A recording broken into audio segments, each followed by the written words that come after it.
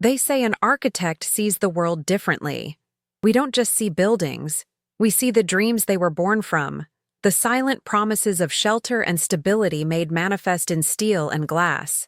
That was how I saw my life with Julian. I was the mind, the quiet genius behind the blueprints of Vance and Sterling, our multi-billion-dollar real estate empire. He was the face, the charismatic CEO who could sell a vision with a smile and a handshake. I never craved the spotlight. I found my joy in the silent hum of creation, in designing the living buildings that became our signature, our home, a sprawling masterpiece of minimalist design that I had poured my soul into, was a testament to our partnership.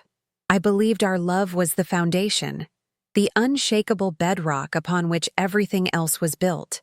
I trusted him completely, not just with our business, but with my world. He was my partner, my champion, my other half. It was a perfect design, a life of flawless symmetry, or so I thought. My world wasn't just built for two, it had a special place for my younger sister, Chloe. I've always felt a fierce need to protect her. Life seemed to come so easily to me, while she always struggled to find her footing. When I gave her a position at the company, it wasn't out of pity. It was a heartfelt attempt to bring her into the warmth of our success, to let her share in the world Julian and I had built. I loved seeing her at the office, her presence a comforting reminder of family amidst the corporate hustle.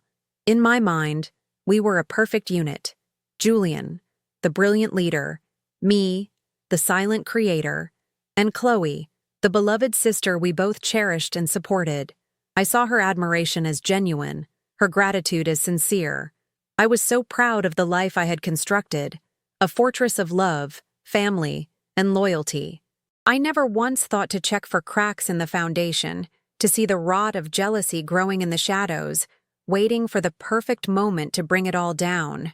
The annual Vance and Sterling Christmas dinner was always the jewel of the season, a glittering affair held in the grand dining hall I had designed myself. The soaring ceilings and panoramic windows overlooking the city were meant to inspire a sense of infinite possibility. Tonight, however, they felt like the walls of a cage closing in. I walked toward the head of the table, my traditional seat, the place from which Julian and I had toasted to our shared successes for over a decade. But as I reached for my chair, Julian stepped in front of me, physically blocking my path. His smile was a thin, cold line. "This place is for your sister, darling," he announced, his voice carrying through the suddenly silent room. He gestured to Chloe, who was already rising to take the seat. "Go sit at the end." The words were a physical blow, knocking the air from my lungs. Every eye in the room was on me. Investors, partners, family. Their gazes were a mixture of pity and complicity. In my own home, in front of the world I had built, I was being publicly exiled, a queen dethroned in her own court. Stumbling away from the table, the echoes of forced conversation chasing me down the hall. My mind was a maelstrom of shock and white-hot pain. An affair. The thought was a dagger, twisting with every detail my memory dredged up. A lingering touch, a shared glance I had dismissed as sisterly affection. The betrayal was so profoundly cliché, yet the hurt was unique, a custom-made agony. But as I collapsed into a chair in my study, a different image cut through the haze of grief, sharp and unnervingly clear. Chloe.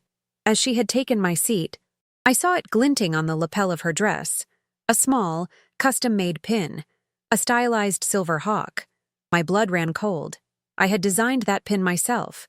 It was a prototype for the 5 founding board members of our most ambitious project, the Ethelgard Tower. Only 5 existed, and I knew for a fact they were all secured in a vault in Julian's office. The question burned away the tears. How did she get that pin?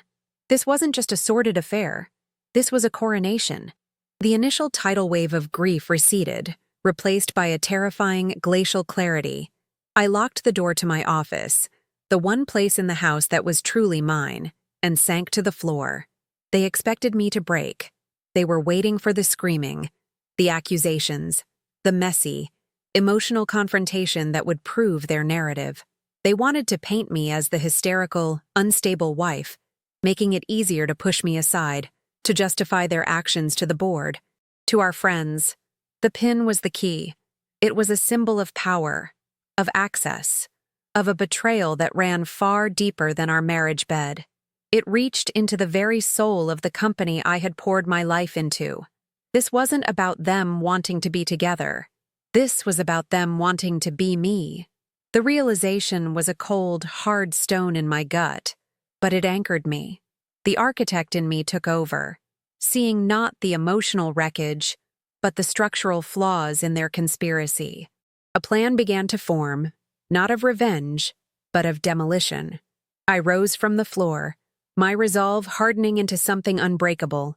I would not give them the war they wanted. I would give them a performance.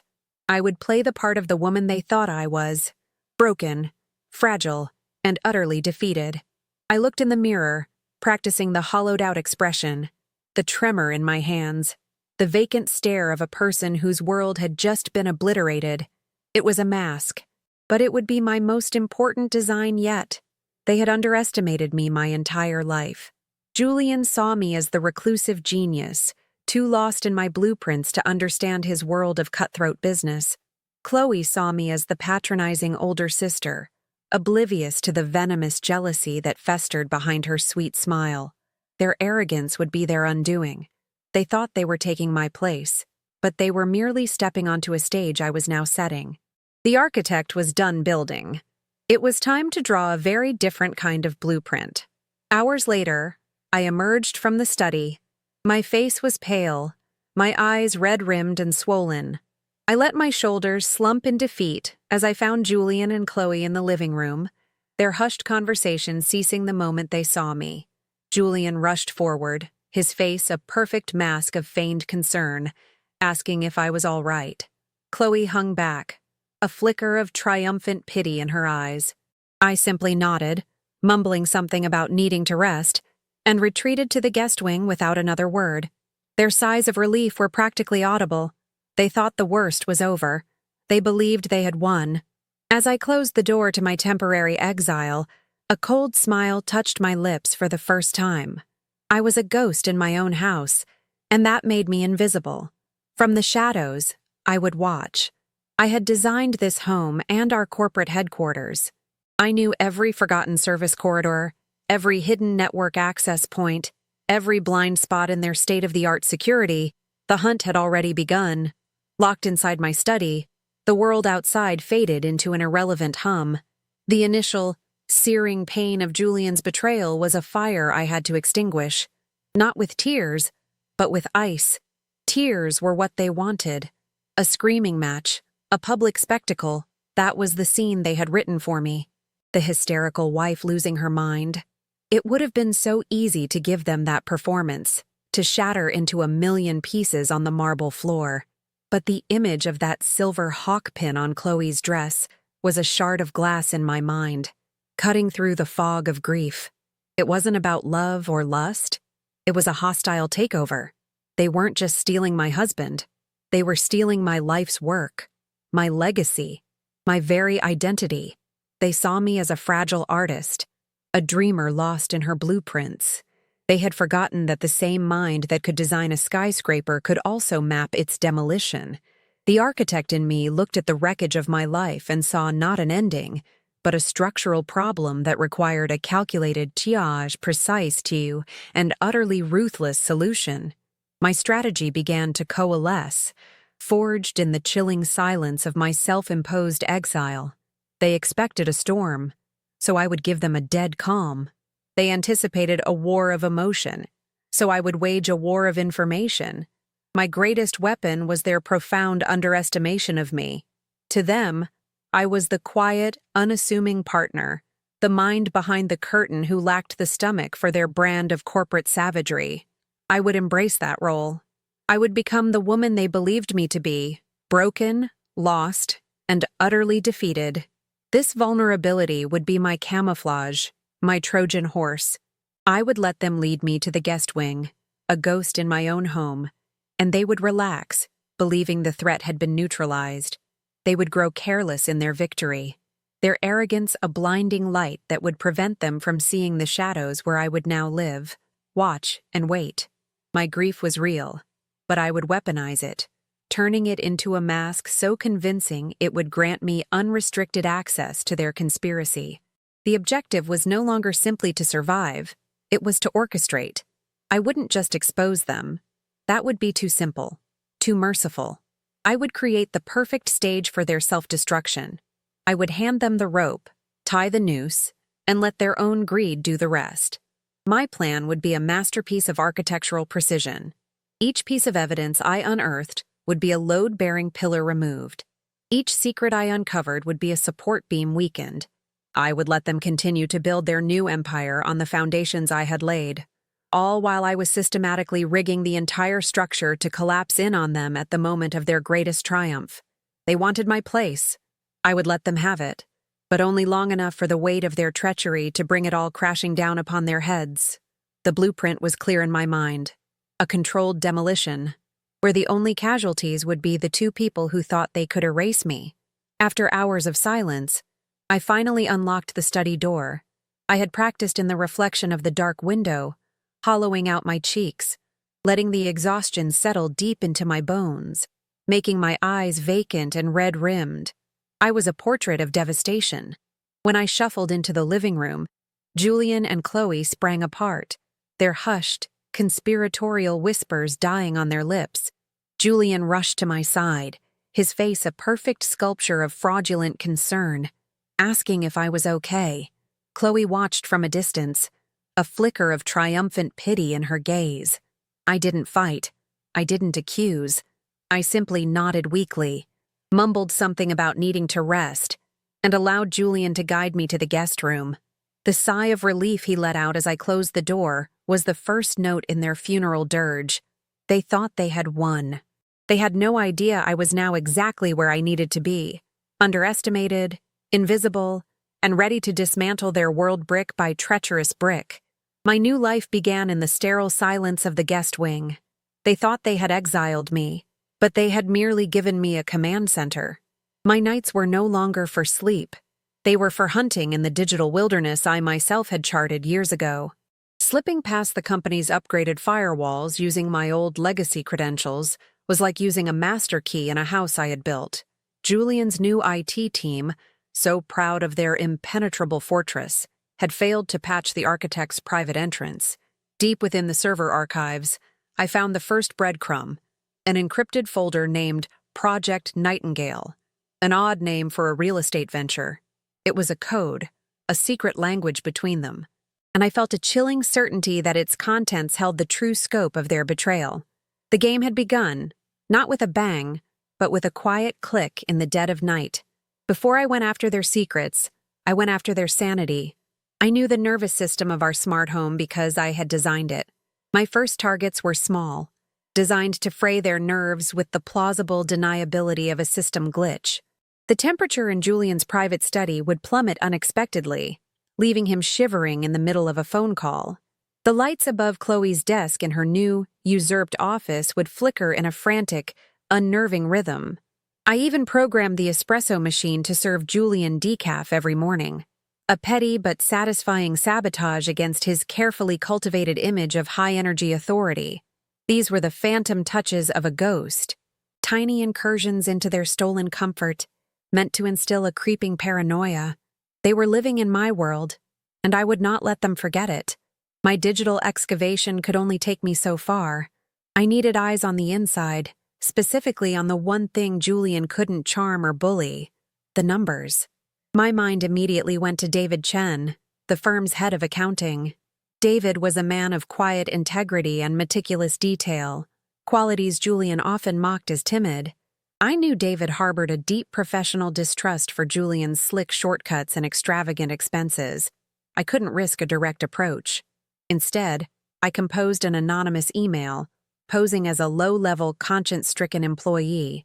I attached a single file, a log showing a significant wire transfer to an unlisted vendor, routed through a subsidiary that violated 3 separate corporate bylaws. I didn't add any accusations. I just provided the data. trusting that a man like David wouldn't be able to ignore a thread so obviously placed out of order. From the hidden vantage point of my admin access, I became a silent observer of David's digital movements. It was like watching a master strategist move pieces across a chessboard. A few hours after receiving my anonymous tip, his user activity spiked. I saw him cross-referencing vendor lists, pulling up corporate charters, and running queries on international banking regulations. He moved with a cautious, methodical precision that confirmed I had chosen my ally well. He wasn't just verifying the information. He was pulling on the thread, his professional curiosity now fully engaged. He spent the entire night digging, his silent, relentless work a testament to the integrity Julian had so foolishly dismissed. He didn't know it yet. But David Chen had just become the most critical weapon in my arsenal. His loyalty wasn't to a person. It was to the truth, and their entire conspiracy was built on lies. The first piece of fruit from my new alliance arrived 2 days later. It came not through an email, but through a dead drop I had arranged using an encrypted messaging app, a file deposited into a shared cloud folder that would erase itself in 60 seconds. Inside was the incorporation document for a shell company based in the Cayman Islands. The name on the paperwork was a monument to their boundless arrogance. EV Holdings. My own initials. They were laundering the company's assets through a ghost corporation named after me. The audacity of it was breathtaking, a cruel, taunting joke, but their hubris was also their mistake. They had created a direct, undeniable link between their scheme and my identity. A piece of evidence so blatant it was almost a confession. They were so confident in my defeat that they had grown sloppy. With David feeding me the financial blueprints of their scheme, I could finally launch my first real offensive.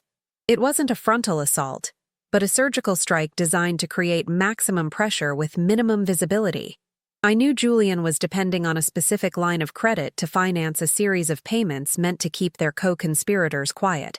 Using the information David provided, I submitted an anonymous, highly detailed report to the bank's fraud division, highlighting irregularities in the account's recent activity, irregularities that pointed directly to the Shell Corporation. It was enough to trigger an automatic week-long security freeze on the account. I didn't steal $1. I simply placed a single, immovable obstacle in the path of their cash flow and waited for the chaos to begin. The fallout was immediate and immensely satisfying. I tapped into the security feed for the main conference room, a camera whose blind spot I had personally noted on the original blueprints. I watched as Julian paced like a caged tiger, his face a mask of incandescent rage as he screamed into his phone at some unfortunate soul at the bank. Chloe sat opposite him, her composure cracking, her attempts to soothe him only fueling his fury. "Someone is messing with us," he roared, slamming his fist on the table. The beauty of it was his complete misdirection. He suspected corporate espionage, a rival firm, anyone but the broken woman he had exiled to the guest wing. The first crack in their united front had appeared, not from a direct blow, but from the simple, corrosive pressure of financial uncertainty. While they were consumed by their banking crisis, I returned to my digital hunt, focusing my search on the Ethelgard Tower. It was my masterpiece, the culmination of my life's work, and I knew it had to be the centerpiece of their plot. It didn't take long to find the hidden directory. There they were, drafts of intellectual property transfer agreements, licensing contracts, and ownership deeds. With each document I opened, another piece of my soul was being legally dissected and sold off. My name, once proudly displayed as the lead architect and conceptual visionary, was systematically being replaced by a series of numbered corporations. They weren't just stealing my building, they were erasing me from its history, turning my legacy into a sterile, anonymous asset they could liquidate. The cold, calculated nature of it all burned away any lingering grief, leaving only a core of diamond-hard resolve. It was time to escalate from creating glitches to creating ghosts. I needed them to feel not just annoyed, but actively hunted. While deep within the server architecture, I located the primary IP transfer agreement, the one that would give them final ownership of Ethelgard. I opened the file, then intentionally triggered a low-level security alert, the kind that signifies an unauthorized external access attempt. I made it look clumsy, like a hacker who had gotten in but was scared off before they could steal anything. The alert wouldn't trace back to me. It would appear to originate from an IP address in Eastern Europe. I didn't take anything. I just let them know that someone else was looking at their secrets. I wanted to turn their fortress of conspiracy into a haunted house. The next morning, the office was buzzing with a new kind of panic. Julian's IT security chief, a man I knew to be more confident than competent, delivered the news of the breach with grave importance. Through my surveillance, I watched Julian's paranoia ignite. He immediately spun, his fury directed at Chloe. "This is your contact at the competitor, isn't it? They're getting impatient. I told you not to trust them," he hissed, his voice a low, venomous whisper. He was so blinded by his own web of deceit that he couldn't conceive of a threat from any other direction. He saw enemies everywhere except for the one sleeping just down the hall. The mistrust I had planted between them was beginning to sprout, its poisonous vines starting to choke their fragile alliance. Feeling the heat of Julian's suspicion, Chloe scrambled to protect her own interests. She believed he was becoming a liability, his temper and recklessness threatening to unravel the entire plan. I watched her retreat to her office and make a call on her private cell phone. I had already used my knowledge of the building's network infrastructure to activate the microphone in her desk phone, a feature intended for conference calls. The audio was crystal clear. It was her contact at the rival corporation. She was subtly trying to renegotiate her part of the deal, positioning herself to take a larger share, implying that Julian might soon be out of the picture. The betrayal was now a three-dimensional chess game, and my sister was trying to checkmate her own king. The final piece of the puzzle arrived from David that evening. It was a scanned copy of the final IP transfer document, the one that had been filed with their offshore lawyers. And there it was, at the bottom of the page, my signature. It was a forgery, a decent one, but I could see the slight hesitation in the curve of the E, the unnatural pressure on the final stroke of the A. Seeing my name, the mark of my identity and my approval, twisted into a tool for my own destruction, was a uniquely violating experience. It was no longer just about business. This was an act of profound personal desecration, but it was also the single most powerful piece of evidence I could possess. It was the gun, the bullet, and their fingerprints all in one. That night, I decided to deliver a more personal message. The smart home system was connected to a central audio server containing years of our shared music. At 3:00 a.m., I programmed the system to play a single song in Julian's office, at a volume so low it would be barely perceptible, like a half-remembered dream. It was Vivaldi's Winter, the piece that had been playing when he first proposed to me on a snowy evening in Prague. It wasn't an accusation. It was a psychological torment, a sound meant to seep into his subconscious and remind him of the life he was destroying. I wanted him to lie awake in the dark, wondering if he was hearing things, if the ghost of the man he once pretended to be had come back to haunt him. The cumulative pressure was working perfectly. My ghost in the machine had them pointing fingers at rivals, at each other, at anyone but me. I watched them through the cameras, their conversations now clipped, vicious, and paranoid. Julian was drinking more, his charismatic facade cracking under the strain of the frozen funds and the phantom hacker. Chloe was spending more time on secretive calls, building her own lifeboat as she sensed the ship was taking on water. They were so busy watching their backs that they never thought to look right in front of them, at the grieving wife who was quietly moving all the pieces into place. Their alliance, forged in greed, was dissolving in fear, and I was the unseen catalyst for its decay. I spent the rest of that night in my command center, not sleeping, but organizing. I created a master file, a digital war room where every piece of evidence was meticulously cataloged. The shell company documents from David, the forged signature on the IP transfer agreement, server logs showing their illegal data access, audio recordings of Chloe's treacherous phone calls. Each file was a nail for their coffins. The silent war had been about intelligence gathering, about mapping their weaknesses and exploiting their arrogance. The phase of quiet observation was over. I now had a complete blueprint of their self-destruction. All that was left was to choose the time and the place to detonate it. The discovery that shattered my calculated timeline came not from a financial report, but from a ghost. While sifting through the server's oldest, most forgotten directories, digital catacombs from our company's infancy, I stumbled upon a partitioned drive I didn't recognize. It was labeled simply J.S. Personal. My legacy credentials sliced through its flimsy encryption like a diamond through glass. It wasn't filled with business plans or secret contracts. It was a digital shrine to self-destruction. Encrypted ledgers from offshore gambling sites, frantic emails to bookies, and a single, terrifyingly large loan agreement. The creditor was not a bank. It was a holding company that I recognized with a jolt of ice in my veins. It was the parent corporation of the very competitor Julian was supposedly selling my life's work to. This wasn't a sale. It was a collection. The game had just changed from chess to Russian roulette. The pieces clicked into place with horrifying speed, forming a picture far darker than I had ever imagined. The competitor wasn't just a rival firm. They were a syndicate, loan sharks who wore bespoke suits instead of brass knuckles. Julian hadn't just been greedy. He'd been desperate, gambling away millions, likely for years, and had leveraged the one thing he knew had immense value: my intellectual property. The Ethelgard Tower wasn't a prize he was selling. It was collateral for a debt so massive it could swallow our entire empire whole. And then I saw the final email. A single odd terse message from the syndicate. They gave him a deadline. The night of the Ethelgard Tower launch gala. He had to deliver the final, unchangeable IP transfer codes by midnight. If he failed, the consequences were not financial. They were final.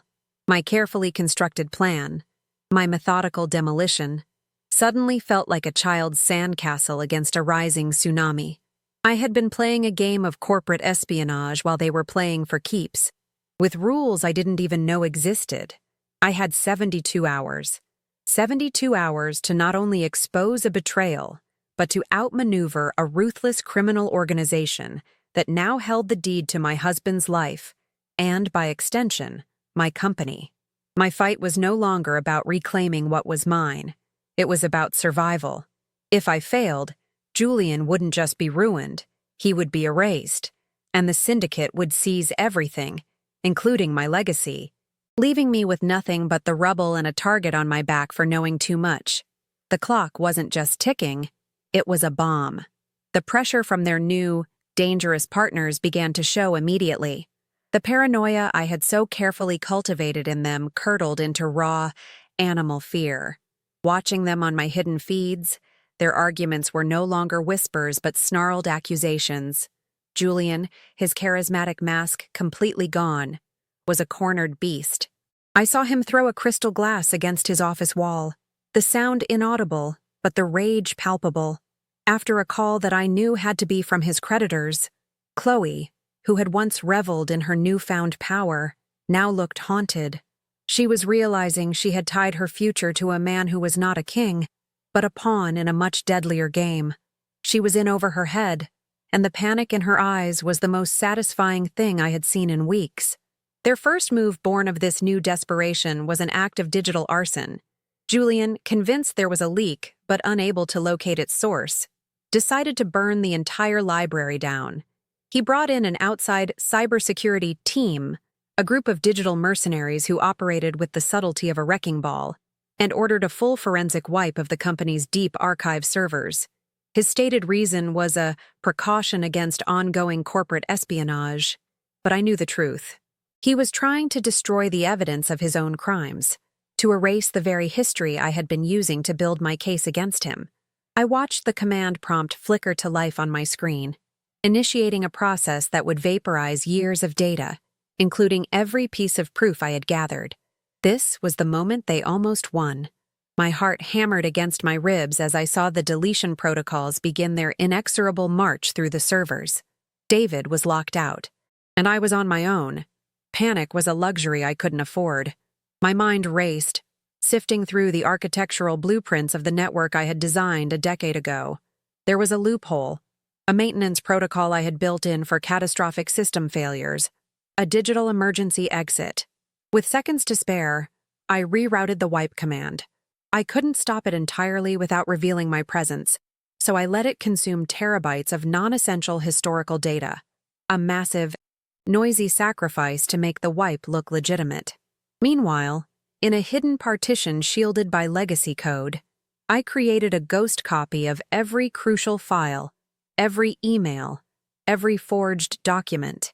He thought he was burning the evidence. I made sure he was only burning the chaff.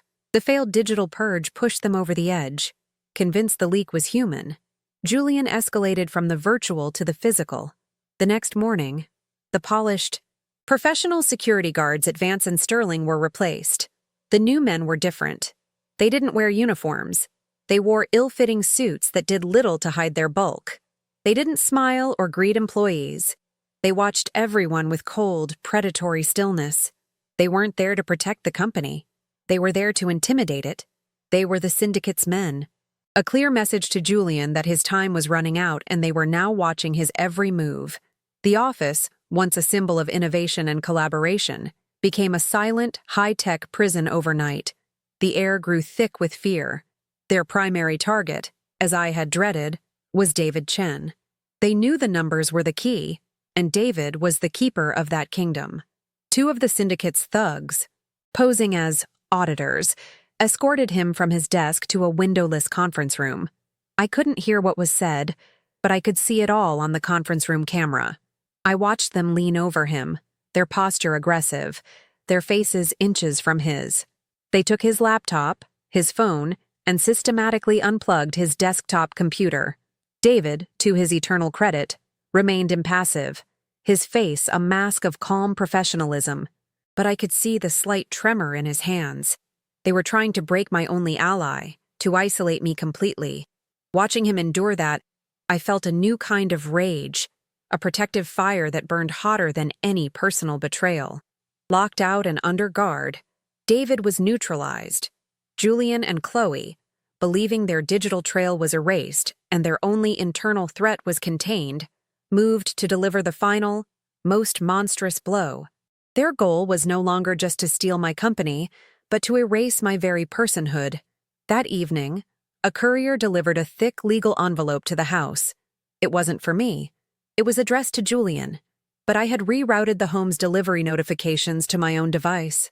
I met the courier at the gate, my face a practiced mask of weary grief. Inside the envelope was a petition for an emergency conservatorship. They had compiled a dossier of lies, twisting my grief and seclusion into a narrative of complete mental breakdown, supported by a fraudulent psychiatric evaluation from a doctor on their payroll. The words swam before my eyes. Mentally incompetent, incapable of managing her own affairs, a danger to herself and the company's stability. They were planning to have me legally declared insane. They weren't just pushing me out. They were planning to have me committed, locked away in an institution where my voice would be silenced forever. It was the ultimate act of erasure, a plan so vile, so profoundly cruel. It took my breath away. They wanted to steal my name, my work, and now, my mind. They wanted to turn me into a non-person, a ghost in the legal sense, leaving them free to finalize their deal and seize everything without any possible challenge. This was no longer a war over a company. It was a fight for my life and my sanity. Any last microscopic ember of shared history or familial connection I might have harbored for them was extinguished by the cold, legalistic venom of that document. The architect who planned a methodical demolition was gone. The strategist who waged a quiet war of information was gone. In their place stood something new, something forged in the absolute certainty that this was a zero-sum game. There could be no negotiation, no partial victory. For me to survive, they had to be not just defeated, but utterly and irrevocably annihilated. Their desperation had stripped away their humanity, and in doing so, they had given me the one thing I was missing, the freedom to act without mercy. The gala was in 48 hours. The stage was set, But the play I was about to produce was not the one they had written. My focus narrowed to a single point: the Ethelgard Tower launch gala. It was to be their coronation. The moment they stepped into the light as the new Aika, undisputed visionaries of the empire I built. They saw it as their finish line. I now saw it as their execution ground. Every move I made from this point forward would be dedicated to transforming their moment of ultimate triumph into a spectacle of magnificent public self-destruction. The evidence I had so carefully preserved was no longer just leverage. It was ammunition. I began to assemble the final presentation, not as a report, but as a narrative. A story of greed, betrayal, and treachery that would unfold live in front of the entire world. The architect in me began to design one last structure, the perfect trap. I reached out to David, not through our old channels, which were certainly being monitored, but through a method of pure analog desperation. I knew he took the same commuter train every morning. I drove to a station 2 stops before his and boarded the train, my face obscured by a hat and sunglasses. I found him in his usual car, looking pale and shaken but resolute. I didn't sit with him. I simply walked past his seat and, accidentally, dropped a small, folded note. It contained a single burner phone and a time. He subtly palmed it without missing a beat. The quiet accountant had nerves of steel. My ally was back in the game, and now we were moving off their grid entirely. The burner phone buzzed at the designated time. David's voice was low and steady. They took everything, Alara. But they're sloppy. They think accountants are just librarians for numbers. They don't understand that we see the patterns, the story. I have my own copies of the most critical ledgers, stored on an encrypted drive they'll never find. The relief was a physical wave. He hadn't just survived. He had anticipated them. "What do you need?" he asked. My request was simple. I didn't need him to steal anything more. I needed him to grant me access. Specifically, I needed him to create a temporary admin-level user account for the Gala's audio-visual system, one that would be invisible to Julian's security team and would vanish without a trace the moment our work was done. My home had become my prison, but it was a prison of my own design. Julian and Chloe, consumed by the upcoming gala and confident in my imminent institutionalization, left me largely alone.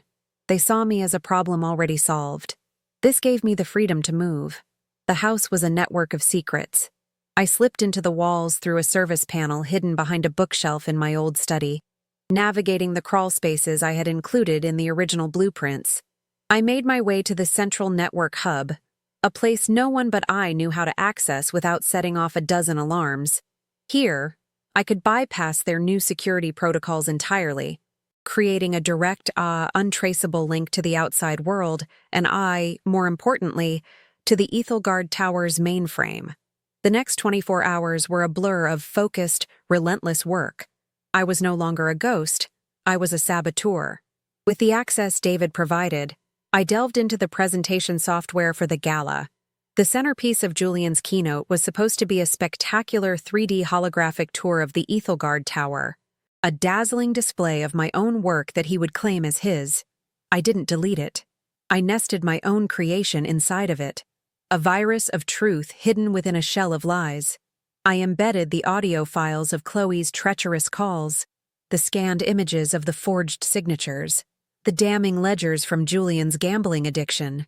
It was all there, timed to the second, ready to play not on a laptop, but on the 3-story panoramic screen that formed the entire back wall of the gala stage. I needed one final piece of evidence, something to detonate the last vestiges of their alliance. I knew the syndicate was pressuring Julian, and I knew he was a coward who would sacrifice anyone to save himself. I used a voice modulator and a spoofed number to call him, posing as a low-level enforcer from the syndicate. I kept it short and brutal. "Your deadline is firm, but our employer is offering you an alternative, a clean slate. All you have to do is give us a fall guy, someone to take the heat for the fraudulent loan agreements you used to secure the debt, someone whose name is already on the paperwork." I let the implication hang in the air, knowing exactly whose name was on that forged paperwork. His response was immediate, predictable, and utterly sickening. There was no hesitation, no flicker of loyalty. "Chloe," he said, his voice tight with fear. "My wife's sister. She was the one who managed the books on this. She manipulated me, took advantage of my trust. I can provide evidence that she was the mastermind." He was ready to burn her to the ground to save his own skin. I recorded every single word. This recording was the keystone. My evidence no longer just proved their conspiracy against me. It proved their absolute, irredeemable treachery toward each other. I had the means to make them tear each other apart on a public stage. And that was a far more fitting justice than simply exposing them. As the sun began to set on the day of the gala, a profound and terrifying calm settled over me. I looked at the final presentation file. My weapon of mass destruction, now complete. I had all the pieces. David was in place, ready to trigger the sequence from a remote location the moment I gave the signal. The syndicate's men would be in the front row, waiting to collect their debt in flesh or assets. Julian and Chloe were walking into the spotlight, puffed up with the arrogance of their assumed victory. They believed they were ascending to a throne. They had no idea they were climbing the steps to a gallows I had designed, built, and personally tested. The desperation that had driven them to try and erase me had become my greatest asset. It had made them reckless, sloppy, and predictable. They had pushed me from a position of calculated revenge into a fight for my very existence, and in doing so, they had unshackled me from any restraint. I was no longer bound by the rules of the world we had built together. I was operating on a different plane, one where the only objective was to ensure that by the time the sun rose tomorrow, the names Vance and Sterling would still stand, but only one would be left. Their attempts to bury me had failed to account for one simple architectural principle. Sometimes, to build something new and stronger, you must first burn the old structure to the ground. The sound of their car leaving for the gala was my signal. I emerged from my self-imposed exile in the guest wing, no longer playing the part of the broken wife. I walked through the silent, empty halls of the home I had designed, a place that had been both my sanctuary and my battleground. I went to my true office, the one they believed was locked and abandoned, and powered on my private terminal. On one screen, I pulled up a live feed of the gala's main stage. On another, I opened a secure line to David, and on the main monitor, I looked at the file that held their entire world in its digital grasp. The trap was set. The audience was arriving.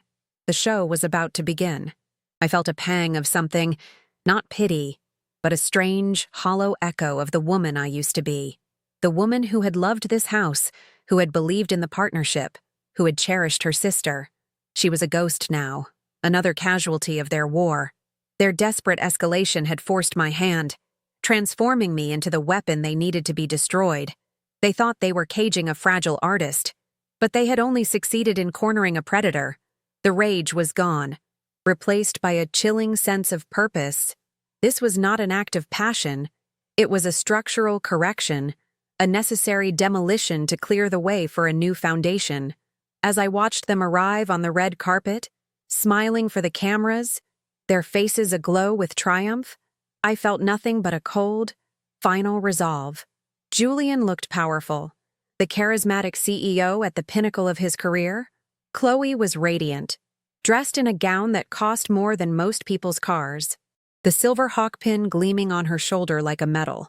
They were playing their parts to perfection, utterly oblivious to the fact that their entire reality was a stage set, and I was in the control booth, my hand hovering over the switch that would bring it all crashing down.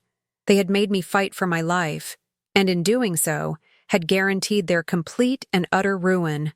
I thought about the conservatorship papers, the ultimate symbol of their cruelty. They didn't just want me gone. They wanted me voiceless, powerless, a footnote in my own story. They wanted to own my mind. That singular act of profound violation had justified everything that was about to happen. My vengeance was no longer just about justice for what they did to the company, or even for the betrayal of my heart. It was a reclamation of my very self, a declaration that I exist, that I am the architect not only of buildings, but of my own destiny. They had tried to unwrite me, and I was about to write their final chapter. The weight of the last 72 hours felt immense, yet my mind was sharper than it had ever been. The syndicate's threat had been a catalyst, accelerating my plans and forcing me to be more ruthless, more decisive than I ever thought possible. It had stripped the conflict down to its most elemental form: predator versus prey. They had hunted me, and now the roles were about to be reversed in the most public way imaginable. The fear they had tried to instill in me had been reforged into a weapon, one I was about to aim directly at the heart of their fragile, treacherous alliance. David's voice came through my earpiece, calm and ready. "System access is green. I am standing by for your command, Alara." His unwavering loyalty was a small point of light in the darkness of the past few weeks. He had seen the truth and had chosen his side without hesitation. He was more family to me now than the woman who shared my blood, the woman who was at this very moment accepting congratulations for a masterpiece she had conspired to steal. His presence, even remotely, fortified my resolve. I was not entirely alone in this. I watched as Julian took the stage to thunderous applause. The massive screen behind him lit up with the Vance and Sterling logo. He began his speech, his voice smooth and confident, weaving a tale of vision and innovation, a narrative in which he was the singular hero. He spoke of his design philosophy, using my own words, my own ideals, and twisting them into a monument to his ego. The irony was a bitter acid in my throat. He was giving his own eulogy and was met with a standing ovation. The audience was captivated, hanging on his every lie. Chloe watched him from the front row, her expression a perfect blend of adoration and pride. She believed this was her victory, too. She had schemed and betrayed her way to the top, and now she was moments away from securing a fortune and the status she had always craved. She had no idea that her partner in crime had already sold her out, that her name was the price he was willing to pay for his own freedom.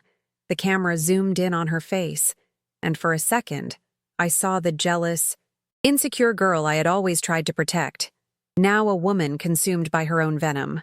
"And now," Julian announced with a grand flourish, "the moment you have all been waiting for. A look inside the future. A look inside Ethelgard Tower." He pressed a button on the podium. This was the signal. The lights dimmed.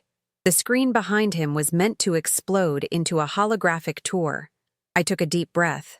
My own signal was simpler. I spoke a single word into the secure line to David, a word that would bring their world to an end.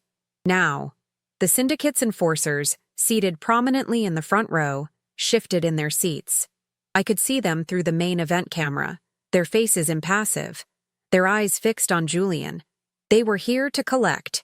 They were expecting a quiet transfer of data after the show, a simple conclusion to a business transaction. They, too, were about to be surprised.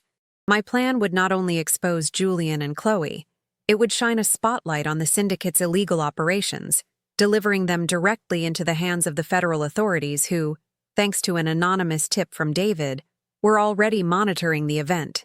My heart was not pounding. My hands were not shaking. In the sterile quiet of my office, I felt a sense of supreme, chilling clarity. I was an architect, and a structure built on a corrupt foundation cannot stand. It must be brought down, cleanly and completely, to make way for something true. What they had done was not just a betrayal, it was a flaw in the design of my life, a flaw I was now correcting with surgical precision. Their desperate attempts to control the narrative, to silence me, to declare me mad, had led them directly to this moment. The final image on my screen before the feed switched was of my own face, reflected in the dark glass. The woman looking back at me was not the same one who had cried in this office just weeks ago. Her eyes were not filled with grief, but with the cold, hard light of purpose. She was a survivor. She was a builder. And sometimes, the most important act of creation begins with an act of total demolition. They had escalated this from a betrayal to a war for my survival. They had just forgotten one thing. I was the one who had designed the battlefield. The massive screen behind Julian lit up, not with the soaring, holographic lines of my Ethelgard Tower, but with something far more grounded. the stark black and red columns of a gambling ledger. A collective gasp rippled through the auditorium. The numbers were astronomical, a testament to a sickness I never knew he had. I watched on my monitor as Julian's confident smile froze, then cracked, his face paling to a sickly white under the stage lights. He stammered, trying to dismiss it as a technical glitch, a tasteless prank. But the data was undeniable, each entry a nail in the coffin of his carefully crafted image as a financial wizard. My first move wasn't to expose the affair. That was a crime of passion. I started with the numbers, the cold, hard language of business. I wanted the investors, the board members, and the bankers to see not a cheating husband, but an unstable, reckless liability who had gambled their fortunes away in the dark. His authority had to be the first pillar to fall. Before the shock could even settle, the screen transitioned. The ledgers vanished, replaced by a complex web of international wire transfers. Arrows traced millions of dollars flowing from Vance and Sterling subsidiary accounts into a series of shell corporations. And at the center of that web, one name appeared in bold, damning print: E.V. Holdings. My own initials, twisted into a weapon against me. The camera feed from the gala panned to Chloe, and I watched her radiant smile dissolve into a mask of pure terror. The silver hawk pin on her dress seemed to mock her, a symbol of a power she had held for only a fleeting moment. The murmurs in the crowd grew louder, more pointed. It was no longer a prank. It was an indictment. I had severed her from Julian, exposing her not as a lovesick fool, but as a greedy accomplice with her own offshore escape plan. They were no longer a united front. They were two criminals, tethered together as they sank. The presentation continued its relentless assault. The financial data was replaced by grainy, undeniable video. It was security footage from a quiet cafe, captured by a hidden camera. I had an old friend plant weeks ago. There was Chloe, leaning across the table, her expression conspiratorial as she spoke to a senior executive from the rival firm. The syndicate's public face, her voice, crisp and clear from the audio I had embedded, filled the silent hall. "Julian is a means to an end," she said. "Once the transfer is complete, his debt makes him a liability. We can cut him out and restructure the deal for a larger share for myself." I watched Julian physically turn on the stage, his eyes finding Chloe in the front row. The look on his face was no longer one of shock or confusion. It was a look of pure, unadulterated hatred. The betrayal he had inflicted upon me was now being mirrored back at him, magnified 1,000 times on a 3-story screen. Then came the final, devastating blow. The video of Chloe vanished, and the screen went black. For a moment, there was only silence. Then, a single audio file began to play, its waveform pulsing gently on the screen. It was Julian's voice, tight with panic and desperation, from the phone call I had recorded. "Chloe," he was saying, his words echoing through the grand hall. "My wife's sister. She was the one who managed the books on this. She manipulated me, took advantage of my trust. I can provide evidence that she was the mastermind." A raw, animal sound of disbelief tore from Chloe's throat, a sound that was picked up by the live microphones. This was the keystone of my demolition. I hadn't just exposed their crimes against me. I had exposed their utter lack of loyalty to each other. In their world of greed, everyone was disposable. I had simply forced them to prove it to the world. The carefully constructed illusion of the gala shattered into a million pieces. The spectacle I had designed was now playing out in real time. Julian, his face purple with rage, pointed a trembling finger at Chloe, screaming, "You treacherous snake!" She leaped to her feet, her face a mess of tears and fury, yelling back, "You were going to send me to prison to save yourself." Their microphones were still live, broadcasting every venomous accusation to the horrified audience and the world beyond. It was a magnificent, ugly, and profoundly public implosion. At that moment, I saw the syndicate's men in the front row rise in unison. Their faces were calm, their movements economical. They weren't investors anymore. They were collectors, and they were walking toward the stage to claim their collateral. The chaos I had unleashed was perfectly controlled, every player moving exactly as I had predicted. Amidst the screaming and the panic, as security guards scrambled to intervene, a figure emerged from the shadows of the stage wing. The spotlight, as if guided by an unseen hand, left the squabbling mess of Julian and Chloe and settled on me. I walked calmly to the center of the stage, my steps even and measured. I was dressed not in a gown, but in a sharply tailored black suit, the architect returning to her construction site. The entire hall fell into a stunned, absolute silence. Even Julian and Chloe froze, their mouths agape, staring at me as if they had seen a ghost. I was the woman they had broken, erased, and declared insane. And I was standing in the wreckage of their lives, completely whole and utterly in control. I had designed this moment down to the last detail, and my entrance was the final, dramatic flourish. I took the microphone from the podium, my hand steady. My voice, when I spoke, was not loud, but it carried to every corner of the silent hall, clear and cold as ice. "Good evening," I began, as if addressing a simple board meeting. "What you have just witnessed is the hostile dissolution of a failed partnership." I paused, letting the words hang in the air. "The evidence presented tonight has been simultaneously live-streamed to the Securities and Exchange Commission and the District Attorney's Office. The men you see approaching the stage are being met by federal agents as we speak." I looked from Julian's horrified face to Chloe's broken sobs. "And as for the company," I continued, "a contingency clause in the original corporate charter, one I personally drafted 15 years ago, states that any act of criminal fraud by one co-founder nullifies all their executive actions and transfers all controlling shares to the other." A new logo faded onto the screen behind me, replacing the chaos. The stylized letters were simple, elegant, and powerful. Vance. Just my name. Alone. "Vance and Sterling is dissolved," I announced, my voice ringing with the finality of a judge's gavel.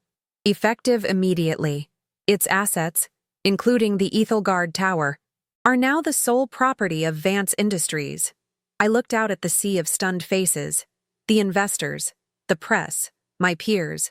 I was not the victim of their story. I was the author of its conclusion.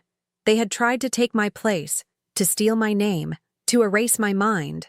But an architect knows that a strong foundation can withstand any storm.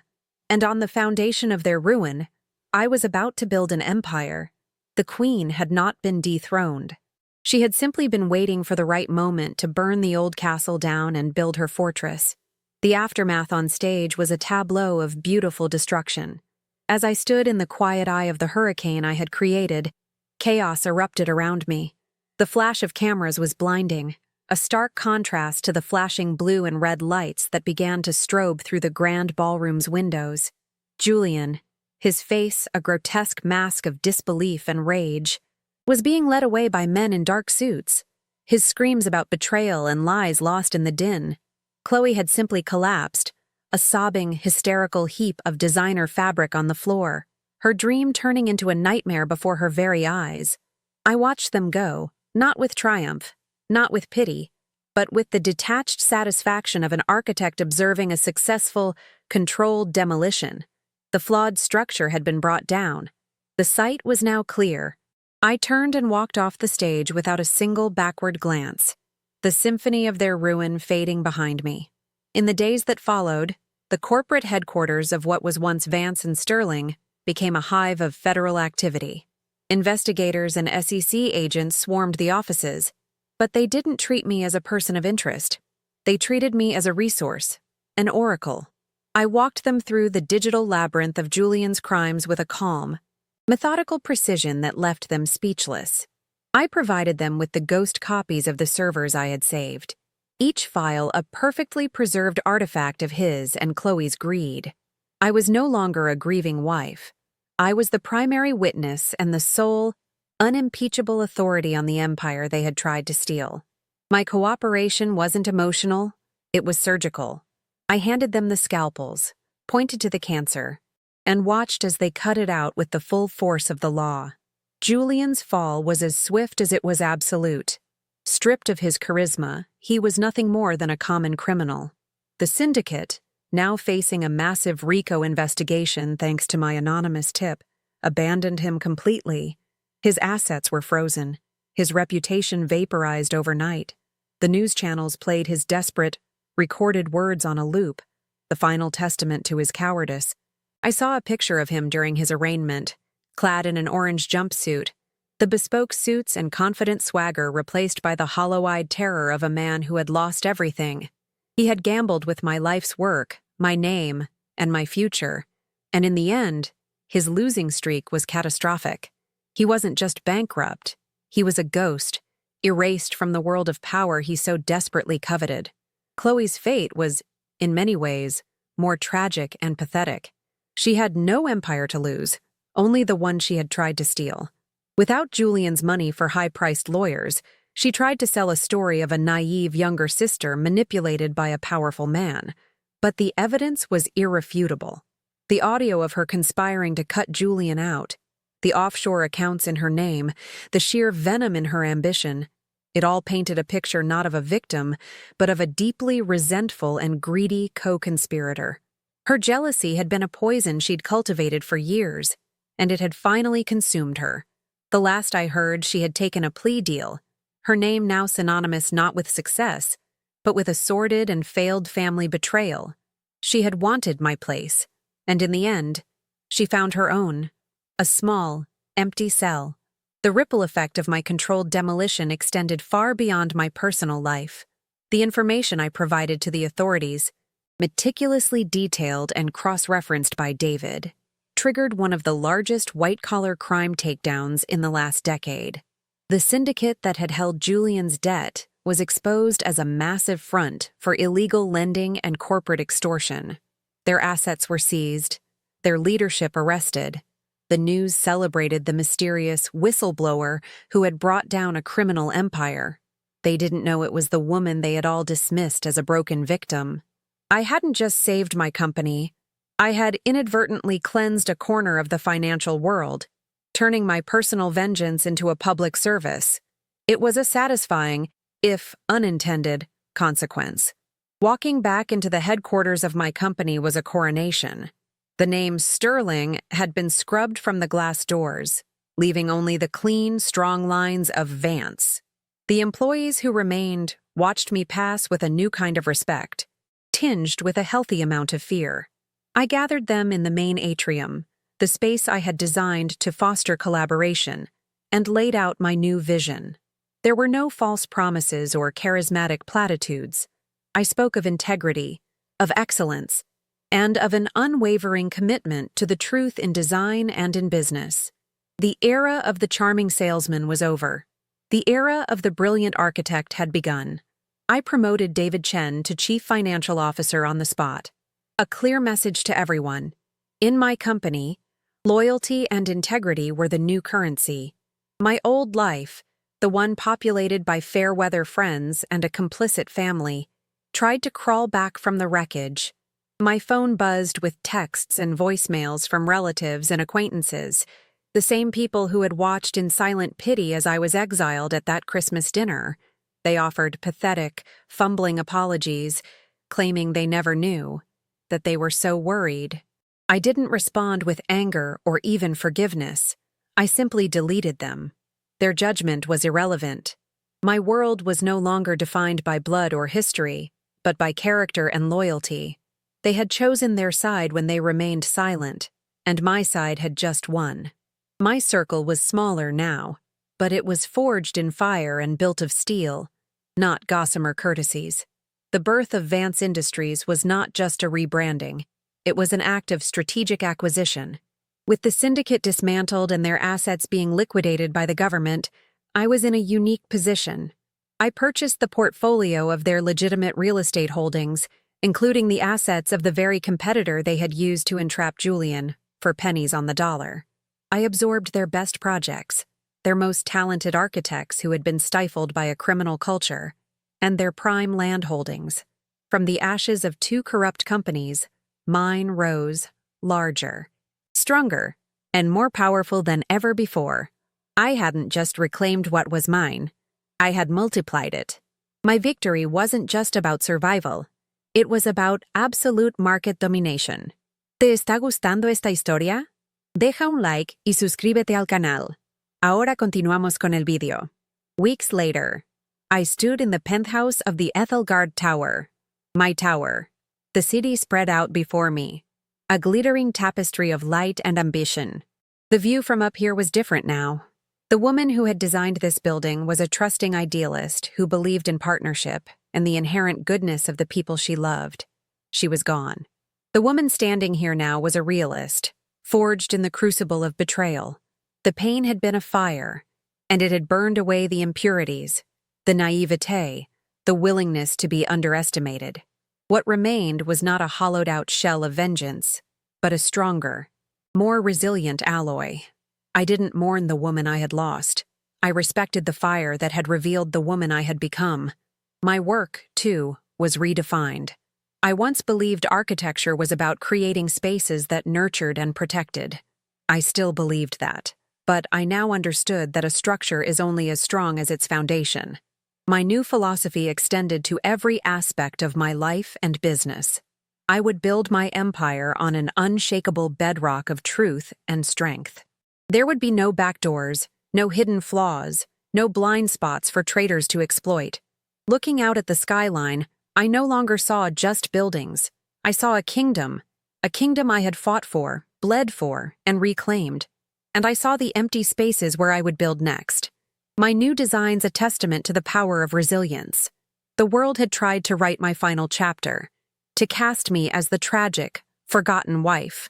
They had tried to steal my name, my work, my legacy, and even my sanity, but they made a fatal error. They thought the story was about them. They never realized they were merely supporting characters in the story of my rebirth. Vengeance was not the end goal. It was the tool I used to clear the site.